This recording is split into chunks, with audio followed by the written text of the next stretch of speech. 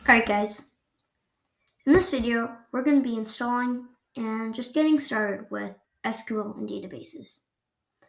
We're going to be talking about the differences between a database on a computer or a database online, and just in general talking about what a database is, as well as installing SQL. Alright, so let's get started. So the first thing that we want to do is install SQL. So type in my SQL community. Okay. And click on https://devmysql.com. Alright, you should come to a page like this, and I will put this in the description. You can go down and download it for your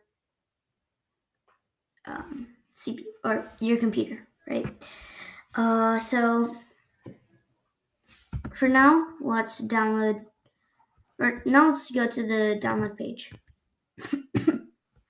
and download one of these. So I'm going to download this first one. Okay, you should come to a page like this, and if you guys already have an Oracle web account, great, sign up. If you guys don't, just say no thanks, just start my download. Okay, and you should get a file like this, and click this yes, and it will install. Okay, so I already have this, so I'm not going to continue that much, but I'm just going to take you to the first kind of steps of this. Okay, so I already got this installed. Okay, so now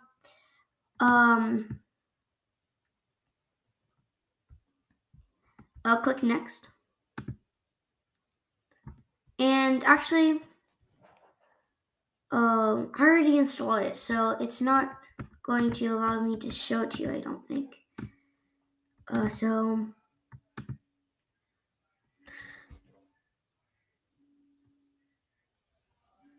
yes, yeah, so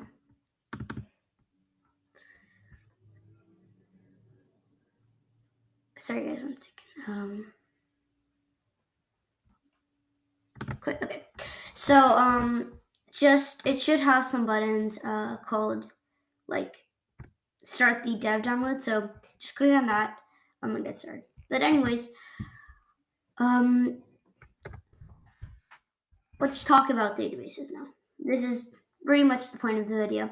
I mean, there's many ways to install MySQL, but just go on that app, and you guys can click custom or just your development.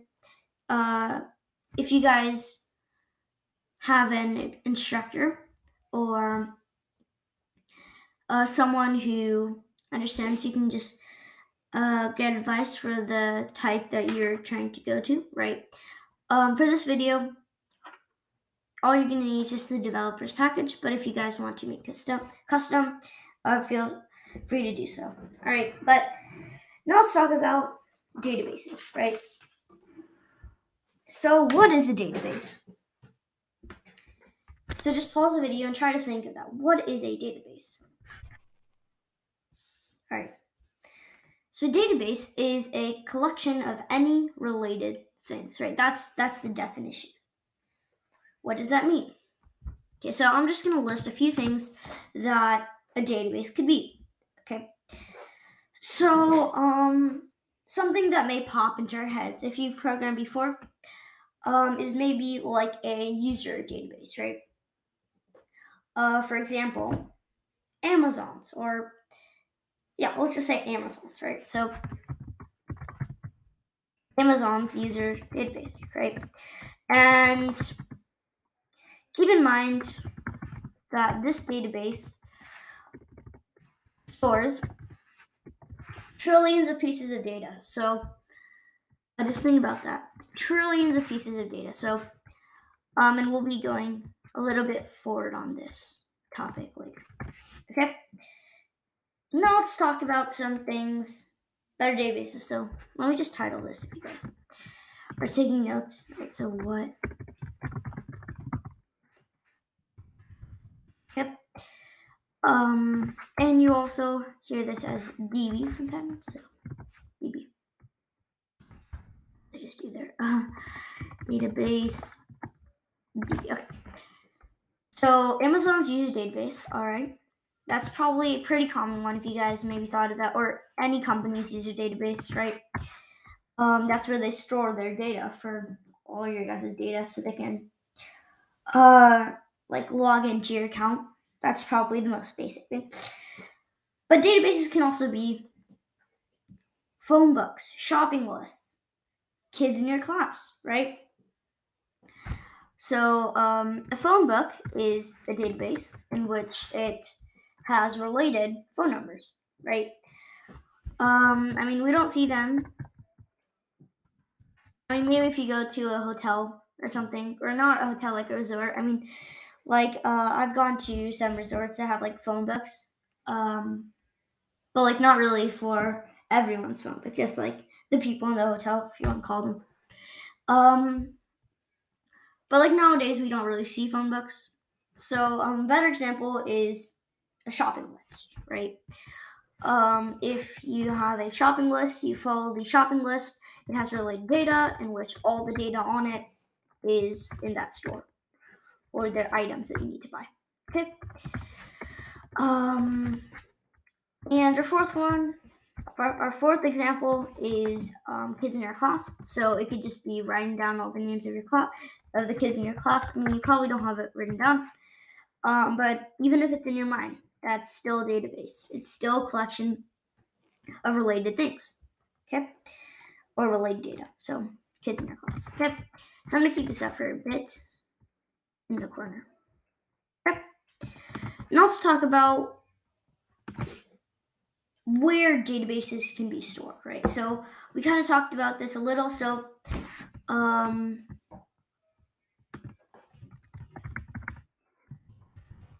yep. Sorry. So databases can be stored in many places, right? It can be stored in paper, right? For example, maybe a phone book, right? A phone book is probably stored in paper, and also a shopping list. And this is for paper, right? A database can be stored in your mind, right? We just talked about that. So kids in your class is probably going to be in your mind, like you don't have it written down somewhere. And also a shopping list, right? So you kind of know, like you need to buy apples, you need to buy oranges, like things like that. So it might just be in your mind. It doesn't have to be written on paper, right? So that's where databases can be stored. Okay, let's put that over there. Now let's talk about the differences between some of these databases and the databases that we, see today, right? So, in computers, okay, I mean, well, that's actually a bad definition. Not that we see today, right? We're using shopping lists all the time. Like, yeah, but databases that we think of when we hear the word database, right? So, let's talk about Amazon.com again. Okay, so Amazon, and we were saying, let's talk about kids in your class, right? And in this example, we'll be talking about on paper and off paper. So both on paper and off paper. Okay. I don't know what I did with my text right there. So Amazon. Sorry guys. Should have prepared these slides before. So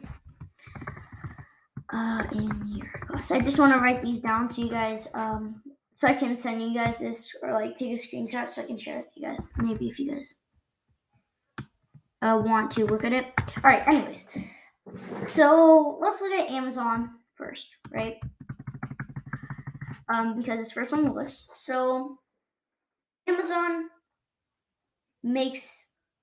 keeps track of many things, right? The database. We talked about users' information, username, password, to sign you in, sign you out, or sign you out, right? So, but there's many more things, right?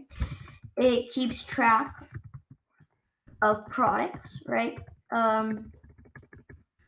Keeps track of products, like the products on the website. It keeps track of orders. Okay, so orders. Keeps track of credit cards and really any essential information. Right? So information that is important, and then username / password. I mean, probably many more things, but these are some of the main things, right? So,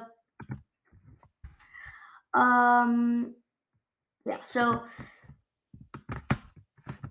Amazon also can contain millions of pieces of data, right? I said that in earlier, right? I said that Amazon does contain, their database do contain trillions of pieces of data. So, can contain trillions of data, right?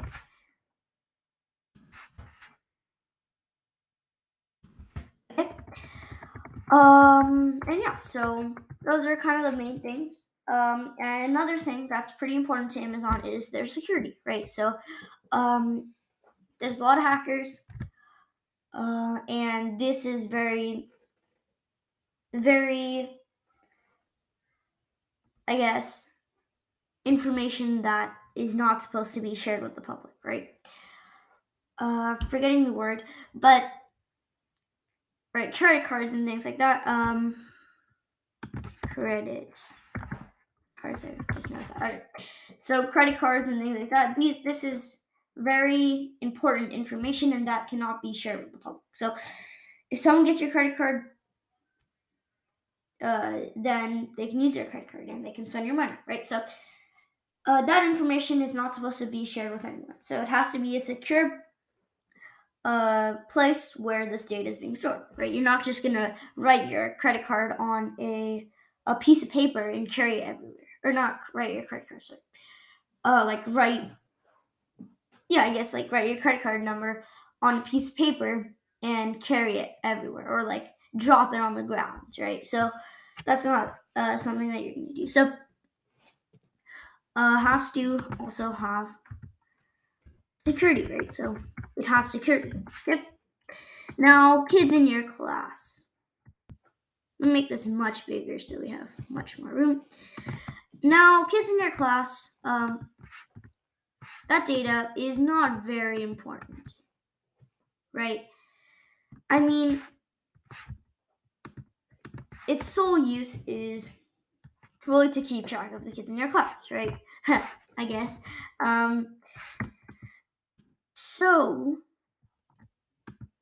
it doesn't have to have the same security, and also it doesn't have to have it doesn't have to be able to store that many pieces of data, or it really can't store that many pieces of data. I don't know what I just did there, but yeah. So yeah, its use is to keep track of kids in your class, right? And it can only store maybe 20 to 30 kids in your class, right? And it has no security at all, right? I mean, I don't really think, it's kind of personal information, but it's not nearly as personal as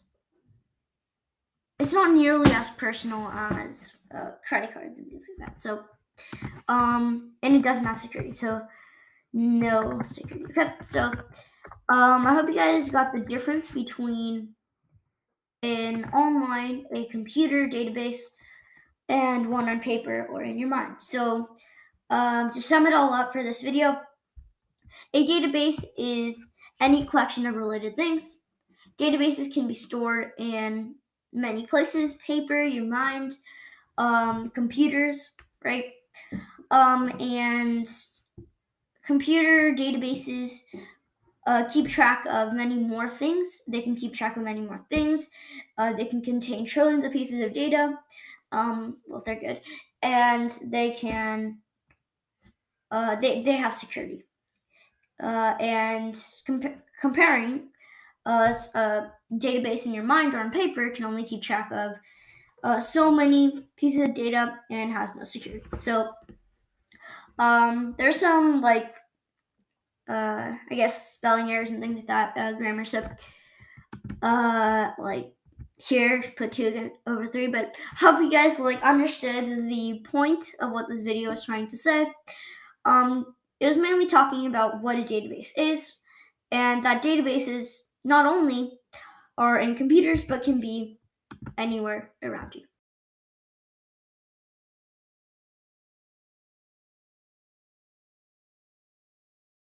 Alright guys, so this video what we're going to be doing is creating our first database, creating our first table, and essentially inserting data into that table. Alright, so I'm hoping to get this to this point you guys have a MySQL installed, so MySQL Workbench, or if you connected it to an app like PopSQL, that's all right. And they have SQL installed, all right? So if you guys do not have that installed, I will make a video on that tomorrow. And most of you guys are watching this video far later into this future, so you guys will, that video would be on my channel. All right, so make sure to check that out before watching this video. All right, so I'm hoping you guys have your MySQL and SQL installed, or SQL, because we are going to need MySQL and our SQL command prompt for this video. All right, so just open up both of those and just log in. So you have your password that you created. To just log in with that. And here you should come to this page. So just say create database, and then your name of the database. So I already have a few, so I am not going to create a new one. But just know that in this video, because I did create one before this video, so in this video I'm going to be using the database I created called Pernofsite. And even though you can work from here, I do recommend to use this MySQL Workbench because it does make it so much easier. All right, so semicolon, then enter. I already have this, so I'm not going to do that. But you guys do that and make sure to connect it to this workbench. Okay, and I'll show you guys how to do this in the installation process that I'm making tomorrow. So I just want to tell you these requirements before we start the video.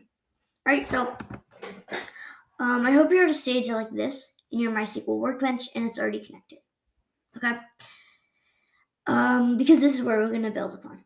Okay, so if you're not, once again, please watch the video before. Okay, so when creating a table, there are a few things to really keep in mind, right? Primary key, what a primary key is, and also the data types, right? So I will talk about those in this video. Okay. I think that's it, right? So the rest are kind of just simple syntax. So a primary key is essentially just the main key that identifies the rest of the keys. Okay. And let's talk about the main two variable types that we're going to work with. numbers, integers, and strings, right? So that's all we're going to work with in this video. So a string in MySQL is what we call a varchar. So some people pronounce it varchar. I say varchar. And this is how you write it. And inside these parentheses, whatever's inside it is the max limit for the amount of characters. And you might be thinking, all right, well, let's put 1,000,000,000. So whatever that number is, right? It doesn't matter. Like, we'll just have a lot. But I would like to keep in mind, I mean, for this database, it's not going to be that much data, but like if you have like at scale, right? So let's say if it's for your website and you have 10,000 users, this is very unnecessary data, or unnecessary data. Like if they only enter like 3 characters, right? You're wasting, I don't know, how many zeros does this have? Like this is like 10, I think, right? So you're wasting like billions of data. Okay, so or billions of characters of data, right? Something like that, right? So I hope you guys get the point. The next is what we call int, and this is just any integer. Essentially that's just how it works. So int, and you can put any number. So and then along with int you have decimal. So decimal, and you may see me put these in counts. I don't know if I will talked about this before, but a lot of people put their actual syntax in SQL syntax in caps because it helps them differentiate the actual syntax from the letters and words and things like that. So I will be doing that in this video because it is good practice. All right, so let's get started. So the function that we're going to use for creating a table is pretty simple. It's create table. So just type create table.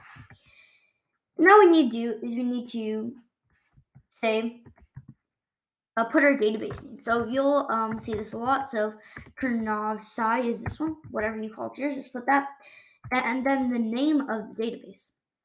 So this database is going to store the names of all my users. So I'm going to call it users. Okay. And just put an open and close parentheses right here. Okay. Okay. So this is just specifying that in this database, this table. Okay, so you'll see this a lot. Almost every function is just gonna specify the database first and then the table. Okay. Now inside of here, do you have an error? No, right? Okay. So inside of here, we can put our keys and values. So well, not our keys and values. This is different from JSON. So that would be a non-SQL or NoSQL, whatever you want to call it. Anyways, here we just want to put the variables or the columns per se for what we want in the table, right? So the columns for the table, like the columns and rows. So my first one is going to be usernames, right? Because this is going to hold all the usernames. So usernames, and this is a varchar. This is a string. And inside, I'm going to say, I think a username is probably not more than 20 characters. So I'm going to say like 30, just in case. And a password, I will also put the same. So password is varchar, and what we're going to call this 30. We're going to call this 30. So, and make sure you put this comma. And now I talked about primary key, right? So that's one of the 2 things that we need to focus on. So the primary key is the main value, and in this case, I would say usernames is the main value. You get the username is the one, like just like logically, right? If you're going to search username, you're going to search for the username, and then you'll get the password, right? That's the key. It's not password then username. So so we're just going to say that this is the primary key just by putting primary key here. primary key. Okay. Let's put this in caps, right? So primary. Okay. So that's it for actually creating the table. Now what we need to do is we need to like insert data to it, right? This table is pretty much useless for now. I mean, we got our table, that's cool, but the use of this table is to store some data. So let's insert some data into this. But first, let's just run this program so we know that this is working. So run it, and I think we just got an error, right? Yeah, we just got an error. So create table prompts I use it.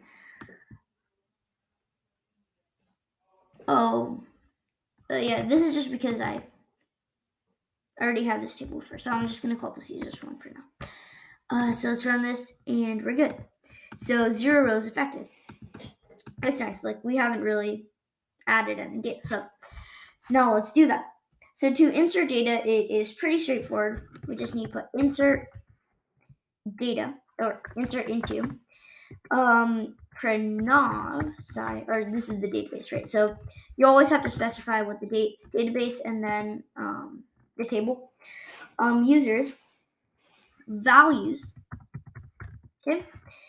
And inside here, we need to put the values for each row. So this first variable would be our usernames, the second variable would be our password, and let's say we had a Gmail, right?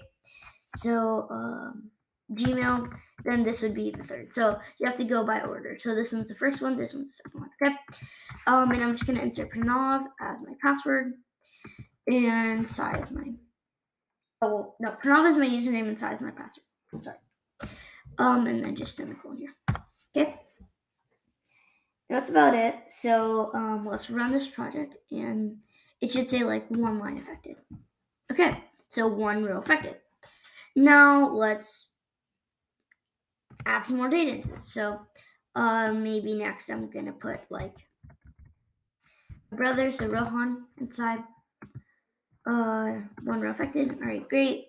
Now maybe I want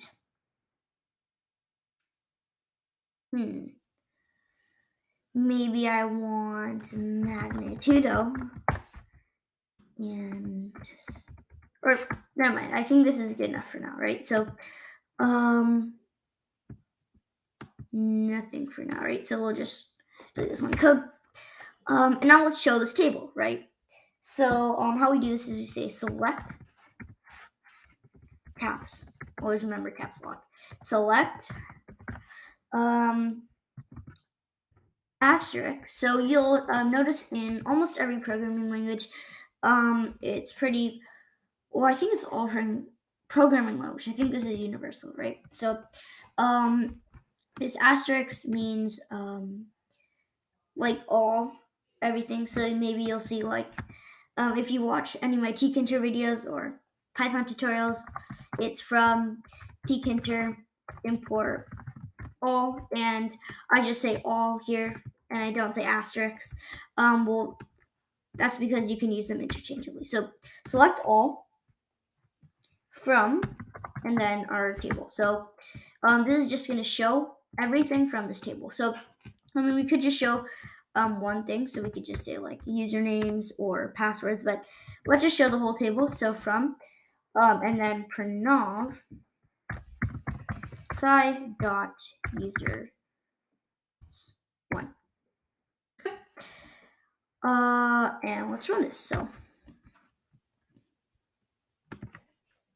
okay, and you can see our database is right here. So under usernames we have this Pranav inside, and under password we have and we also have Rohan inside. So you can put this in grid mode if you're on this workbench. So I don't know what's happening.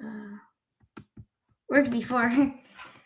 Actually didn't know this trick. Well, like, okay, anyways, guess it didn't work. So, and I can edit like these values, which I think is pretty cool instead of just coding. But anyways, so I think that's pretty cool. And yeah, so that's about it for this video. thank you guys for watching this video. If you guys have any questions or comments, please feel free to put it in the comments below or email me, right? So thank you guys for watching this video once again. My name is Pranav Sai. Peace.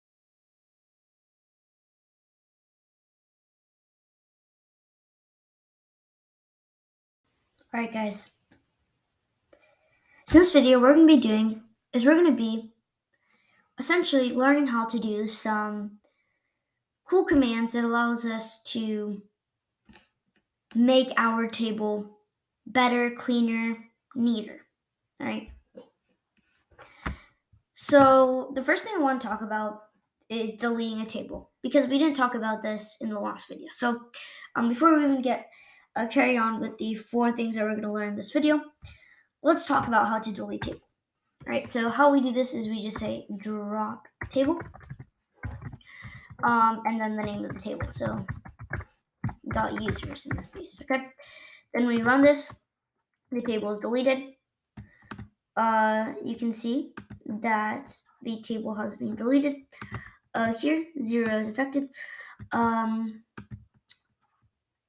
and here, because you can see that all the rows are deleted but the table is still there. So that function worked. So just keep that in mind, because we are going to use that throughout the course. Now what we want to do is we want to talk about a few commands that we can use, right? So I'm just going to delete this right now before I talk about it, okay? So as you just saw there, I had a not null, which we didn't talk about in the last video. So let's talk about it in this video. So what I did was, last time we only had 2. Now I'm just adding an ID. So this will be the customer's ID. And this could be useful when you're trying to find data based on their ID. So maybe like an ID can be when the customer, or like what customer they are, right? Per se, meaning like what order they're in. So the first customer that has created an account could be 1, 2, 3. And you do a lot with this ID. A basic thing that we can do, I mean, it's not that useful, but I mean, this idea. For example, let's say you want to have a, like, let's say you want to give like the first 100 customers a discount, something like that, right? Then this ID would come in useful. So, or if you want to get the 10,000th customer in ID, right? So, not an ID, a price. So, that example right there, I mean, that's not that useful, but I can't really think of any useful ones on the top of my head. So, but I hope you guys understand like where I'm coming from. Okay. And I also just want to use another variable type so we can talk about it a bit more. So, you can see we have 1 row right now. We have our Pranav Sai and our ID. So now what we want to do is we want to talk about how to use non-null. So you can see before I used it right here. And what this is saying is I cannot use null. So if I try to put null here, fill in a value for null, we will not insert the data. Okay. So this not null can be useful when you just don't want something to be null, right? Yeah, so essentially, if they do not enter, or later on when you're connecting it to maybe a different a framework, right, through like JavaScript or another language like that, they might be inserting their username and password, right? That's the usual example that you're going to see. So if they don't enter a field, they're not going to put this in the database. They're just going to, it's not going to put it, and it's going to throw the error on the framework, right? So let's test this out. So let's say I run this, and you can see it has not added the row. But now if I do put something like, now let me put a 2, right? Or it's an int, right? So 2. Now when you see I run it, well, it should add it. That was the point. 1 second. Let's refresh this. Yeah, and it's still, well, it's still not adding, which is pretty weird.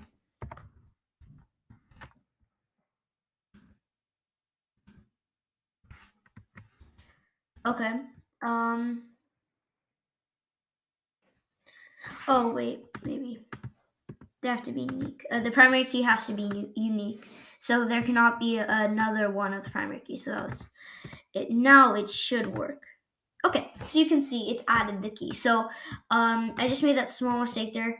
A primary key is essentially a not null and a unique, which we're going to talk about next. So you can see here we added it. So let me just replay that example. Make this 2. So if this is null, it will not add, or it should not add, right? And it doesn't add, so you can see that there. So that's how not null works. Okay. Now let's talk about unique, right? So unique is essentially saying that this key cannot be the same as another key or field, right? So a primary key is unique and not null. It cannot be entered as null, and it has to be unique. As you saw there in the last not example, kind of like a mistake, I guess. In the last example, right? When I entered a key that was not unique, when I entered Pranav again for the username, it did not allow it to be added, right? So two usernames cannot be the same. Okay, and that's, I guess, that's how it works in most apps, right? So if you have the same username as someone else, it says sorry, this username has been taken, an error message in the framework. So that's that. So let's test out this unique. So let's say our ID has to be unique as well, right? So it's not a primary key, but it's unique. Okay, so it's not null and it's unique. This ID is going to be unique. But I mean, I don't really see how not null is the best for that, because we're going to be adding this ID. Well, I'll show you later on that how we're going to actually be adding this ID with this SQL. So we add this, and you can see that this is unique.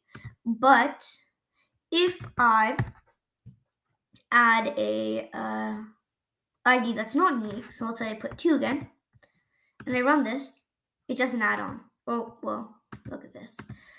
Okay, now let me try it. It does add on, actually. So we have something that went wrong there. Here. Okay, now I'll turn this. So I'm going to say Pranav 2.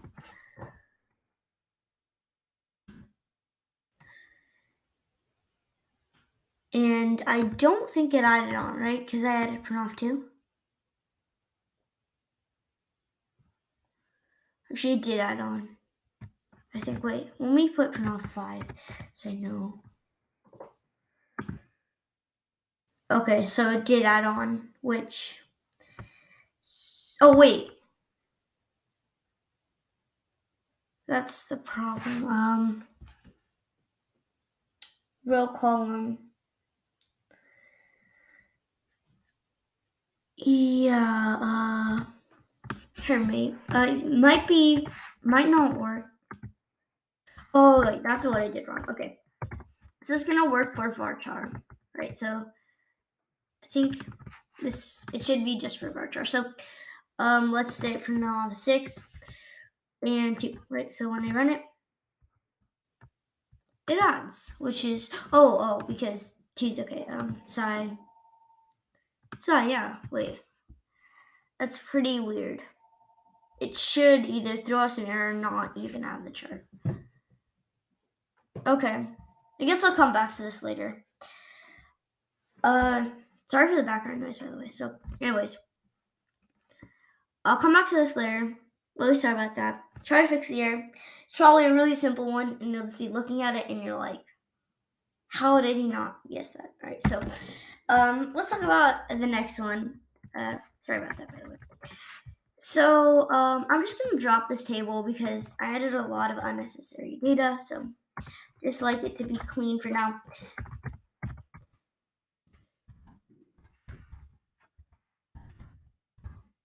Okay. So we can keep track of our data just in our mind because this isn't like a big database yet. So I'm going to call this print just a regular one. So okay, perfect. So now let's talk about this default. Okay, so a default is essentially it's saying that in the start, this is what the value is going to be. Or if it's null, instead of null, it's going to put this value. So I feel this is very useful because if something is, when I'm just looking at it, null does not look very pretty on the screen, right? So we can make it a lot cleaner and it's just a lot nicer to read, I guess. All right, so how about our default? We can say undefined or don't know yet, or not entered, right? Not entered yet. Okay, so when you run this, one second. Let's create a new value. And I'm just going to show you this small trick. And basically, let's say that you only want to insert like 2 values, right? Then what you can do is you can just put a parenthesis here and just type the values that you want to insert. So we want to insert usernames and passwords. So no, and ID. So I just put that, and that's all you have to enter. Okay. So now you can see here it says not entered. All right. So that's great. Yeah. So we change this to not entered. So now let's create a new one called pranav1, and you can see it says pranav1 not entered. So that's pretty cool that we have this right here. And yes, oh, by the way, if you guys are wondering why it has an added chart, I haven't took this line of code off. So now let's just say like print2, or now let's actually put the value, right? So side and then 1.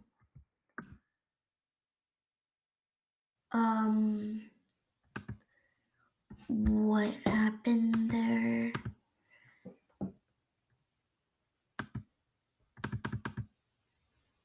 Run. So it says 1 row returned. Yeah, I don't see why. Oh, wait. Sorry. I put that. So now you can see it adds a new line. And it has all the values. So let's say I have pranav1 again. And then I don't put this. You can see how it adds a new. Okay, so really. Now I need to put this back. Dot users, usernames, passwords. Okay, there we go. Finally, now when we run it, it should add a new one. Oh wait, that's not a primary key. It has to be different. Okay, finally you can see.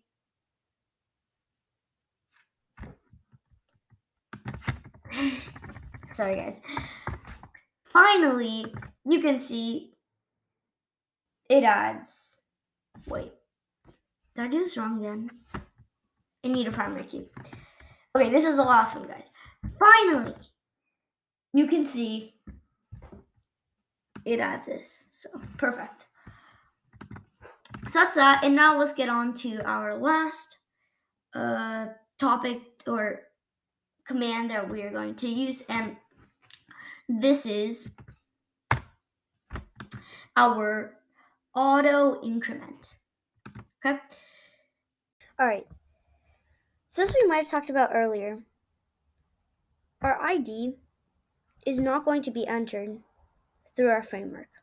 The user is not going to enter its own or his or her own ID. All right? The ID specifies what user they are or what order user they are, meaning what place of or which the number for how many members signed up before that person. So we know when that person signed up, and we can differentiate them from everyone else based on their ID. We can use this for really anything, but you'll see in most cases this ID will not be something that the user enters. In this case, it isn't. Sorry guys for the background noise. I am outside, so if you guys hear any background noise, I'm sorry for that. Anyways, so let's say we're entering this data and we're trying to enter the order for every single person, right? So number 1, Pranav, Sai, number 2, and we have to manually enter every single one of these.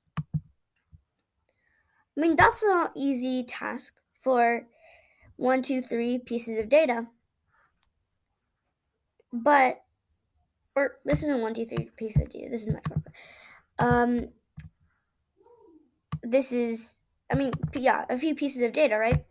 But when you get into millions or trillions of pieces of data, this is a very non-convenient task. This is not a convenient task, right? You can never manually enter each number, right? This only works 1, 2, 3, 4, 5 pieces of data, and this is only for you entering it in the database. So really, the only case that this would work, which is never going to happen, is if they're like sending you an email with the ID and you just plug it in the database. Okay? And yeah, so we need a better way, right? We need to manually increment the ID. So when it gets added, it increments the ID by 1. So therefore, we can create this user database, because this is not going to work without a function or a command that's going to allow us to do this, right? So this is the auto increment command.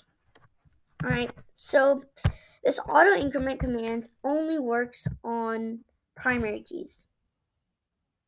So this only works on primary keys. I tried it for others, it did not work. So that was for you from testing that. So last time we talked about the default function. Please do not use the default function in this case. In this scenario, if you do use the default function, then the auto increment function command will not work properly. Also, keep in mind that the auto increment command only works for integers, right? Pretty obvious. Like, how can you add and not enter to this? Again, sorry for the background noise. So let's get started with this. So, with this auto increment function. Oh, by the way, here's the table already. So, this is the table. And if you guys want to do it like me, just drop the table in the start. Because with this auto increment command, it's going to add for every single one. And just nicer, because it'll just create the data again, just for like showing purposes. So basically, now since we have this auto increment command, we do not need to put our ID. So let's delete this ID. And let's tell them that we're only putting our password and username. All right. So usernames, was it usernames, I think, or username? It's usernames.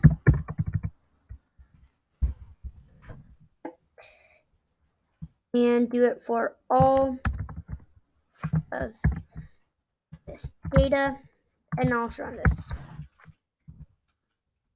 And you can see without me entering this, it automatically adds one. So now let me not drop this table. So I'm just gonna take that off. And now if I add a new piece of data called Pranav5, you can see it just adds it, and it adds the ID automatically. So let me just try something just in case. No, that doesn't work. Okay. So thank you guys for watching this video. Hope to see you guys in the next one. My name is Pranav Saib. Peace.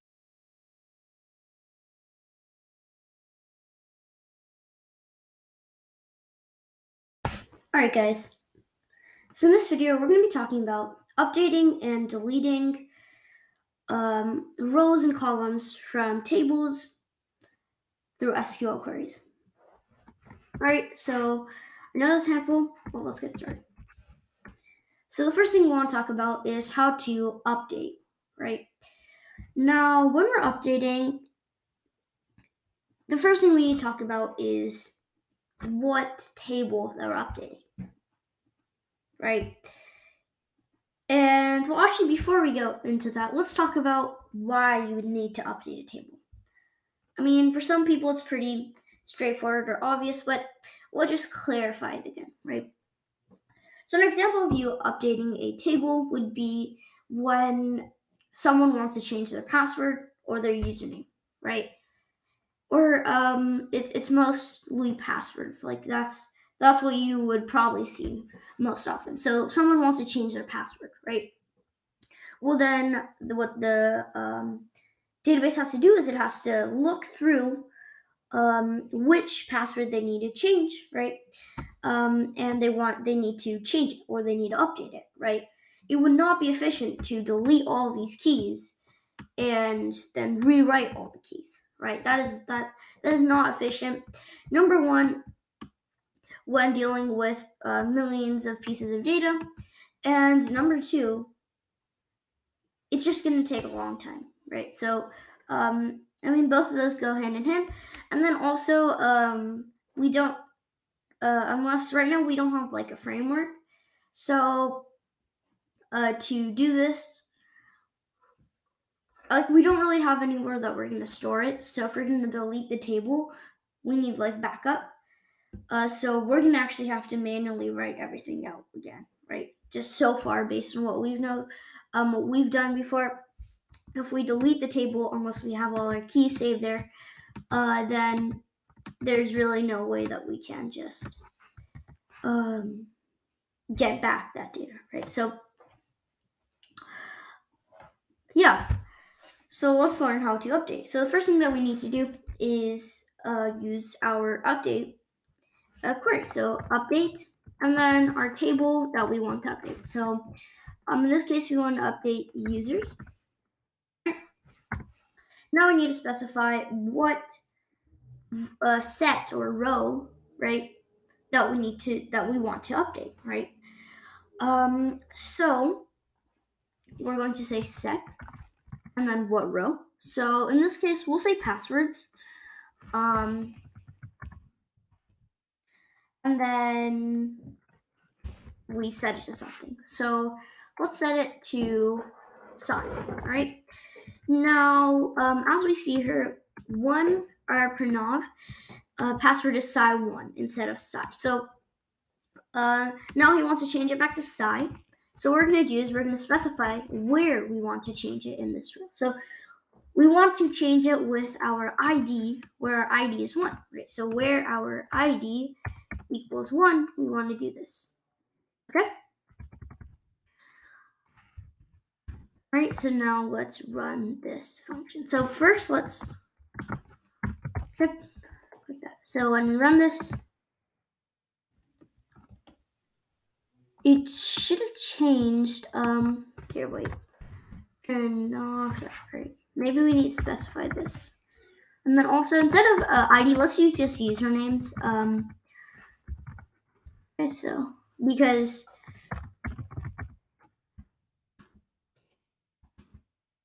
okay, and you can see the key changed. All right, so, actually ID is probably a more efficient way because we can get all the keys, but you can see it's still changed. All right, so now let's talk about deleting. So when we're deleting, we need to use the delete query. So you can see I just wrote it down right there. And the first step that we need to do is say what table that we want to delete from. And in this case, it's prenavsci.users, right? So delete from prenavsci.users, right? Now what we want to do is we want to just say where we want to, like what row that we want to delete, right? And let's say that Pranav2, or let's say that this is a school first of all right? And Pranav2 is a very good student, and except he decides to leave, okay? He decides to go to private school in another country, and he leaves, right? He's out of the school district, he leaves, and we need to delete his account off of our database, okay? So how we're going to do this is we say we use this where, right, or this delete to do this, right? So now we need to say where we want to delete from, and this is where student ID comes useful, not only for updating but also for deleting. We can delete this whole row just based on the student ID, and it's very simple, right? So where student ID, right now it's only ID, right, equals 1, or in this case 3, right? And now let's run this. And you can see Pranav2 has been erased off of the database. Alright, so that's how it works. I hope you guys saw that. If you didn't, we'll do it again for 2. Because Pranav1 also wants to leave and go to private school with Pranav2 in another country. And you can see Pranav2 has also been deleted. So that's it for this video. Thank you guys for watching. My name is Pranav Sai. Peace.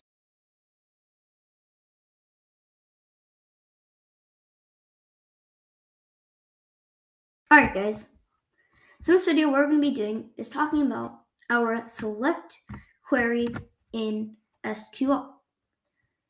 Now, right now, what we can do, or what we've been using, we haven't really focused on it too much, but what we've been using is our asterisk command, and we're just selecting everything from the table. So we're selecting all the columns and all the rows. And now we're using very less data, right? There's not much data in this table, right? We have, 3 pieces of data per column, and we have 4 columns. So there's 12 pieces of data, right? But when we start moving on and we have hundreds of pieces of data, it is not efficient to look through this whole table to get our values, right? That's going to take a very long time. So we need to be able to just get like one value out of all of that. Well, I mean, not really in that case, right? That's only if it's automated, but like just here, if we're just looking at this, we need to be able to select certain data so we can look at it, right? if it's not automated. Okay, so that's what we're going to do in this video. And to do that, we're going to be talking about the select query. Okay, so let's get started. Now, so far we have this command, select all from the database. And I would say this is a pretty simple command. Now let's talk about how to select a certain column or certain row, right? First, let's talk about rows. So a certain row from this table. So instead of asterisks, we're just going to type the row. It's pretty straightforward. So we're just going to say, let's say usernames now. Yep, and let's run this. And you can see we only get the usernames. We can do the same for passwords and IDs.